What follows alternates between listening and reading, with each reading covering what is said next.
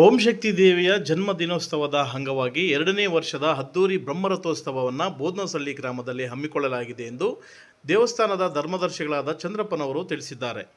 ಹೌದು, ಬೆಂಗಳೂರು ಗ್ರಾಮಾಂತರ ಜಿಲ್ಲೆ ಹೊಸಕೋಟೆ ತಾಲೂಕಿನ ಹನಗೊಂಡಳ್ಳಿ ಹೋಬಳಿಯ ಬೋದನಸಳ್ಳಿ ಗ್ರಾಮದಲ್ಲಿ 4 ದಿನಗಳ ಕಾಲ ಓಂ ಶಕ್ತಿ ದೇವಿಯ ಜನ್ಮ ದಿನೋತ್ಸವದ ಅಂಗವಾಗಿ ಕಾರ್ಯಕ್ರಮಗಳನ್ನು ಏರ್ಪಡಿಸಲಾಗಿದ್ದು 1, 2, 3ನೇ ತಾರೀಕು ಸೇರಿದಂತೆ 4 ದಿನಗಳ ಕಾರ್ಯಕ್ರಮವನ್ನು ಹಮ್ಮಿಕೊಳ್ಳಲಾಗಿದೆ ಎಂದು ದೇವಸ್ಥಾನದ ಧರ್ಮದರ್ಶಿಗಳಾದ ಚಂದ್ರಪ್ಪನವರು ತಿಳಿಸಿದ್ದಾರೆ.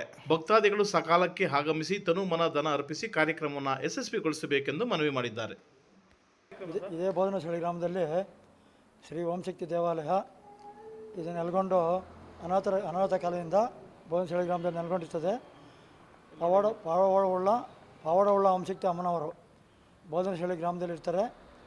ದಿನಾಂಕ 28/2 ಶನಿವಾರ, ಭಾನುವಾರ, ಸೋಮವಾರ, ಮಂಗಳವಾರ 4 ದಿನ ಜಾತ್ರೆ ನಡೀತದೆ. ಸುತ್ತಮುತ್ತ ಗ್ರಾಮಸ್ಥರು, ಬೋದನಸಳ್ಳಿ ಗ್ರಾಮಸ್ಥರು ಒಂದು ಸಕಾಲಕ್ಕೆ ಆಗಮಿಸಿ ಎಲ್ಲ ಅಮ್ಮನ ಆಶೀರ್ವಾದ ಪಡ್ಕೊಬೇಕಂತ ತಮ್ಮಲ್ಲಿ ಮನವಿ. ಎಲ್ಲ ಸೇರಬೇಕು. ಇದಕ್ಕೆ ಅದು ಮಾಜಿ ಶಾಸಕರು ಸಿ ಎನ್ ಬಚ್ಚೇಗೌಡರು, ಹಾಲಿ ಶಾಸಕರು ಶರತ್ ಬಚ್ಚೇಗೌಡರು, BM ಪ್ರಕಾಶ್ ಅವರು, ನಮ್ಮ ತಾಲೂಕು ದಂಡಾಧಿಕಾರಿಗಳು ಎಲ್ಲ ಆಗಮಿಸಿದ್ದಾರೆ.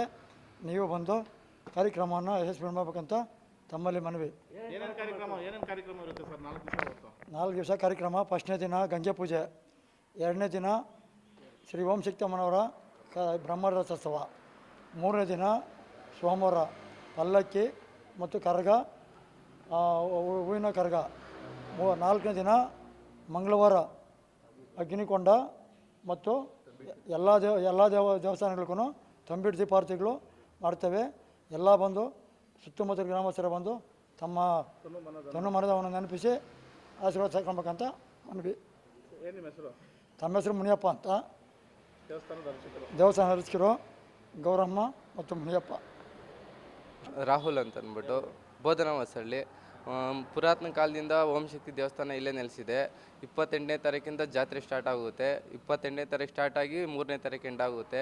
28ನೇ ತಾರೀಕು ಗಂಗೆ ಪೂಜೆ ಮತ್ತು 1ನೇ ತಾರೀಕು ಬೆಳಗ್ಗೆ 10:00ವರೆಗೆ ಬ್ರಹ್ಮರಥೋತ್ಸವ ಏರ್ಪಡಿಸಲಾಗಿದೆ. ಮತ್ತು 2ನೇ ತಾರೀಕು ನೈಟು ಕರಗ ಮತ್ತು ಪಲ್ಲಕ್ಕಿಗಳು, ಮತ್ತು 3ನೇ ತಾರೀಕು ಬೆಳಗ್ಗೆ 10:00ವರೆಗೆ ಅಗ್ನಿಗೊಂಡ ಮತ್ತು 11 ಗಂಟೆಗೆ ದೀಪಗಳು ಎಲ್ಲ ಏರ್ಪಡಿಸಲಾಗಿದೆ. ಹೆಚ್ಚಾಗಿ ಜಾಸ್ತಿ ಜನ ಬರಬೇಕೆಂದು ತಮ್ಮಲ್ಲಿ ಮನವಿ ಮಾಡುತ್ತಿದ್ದೇವೆ. ರಾಹುಲ್ ಅಂತಂದು.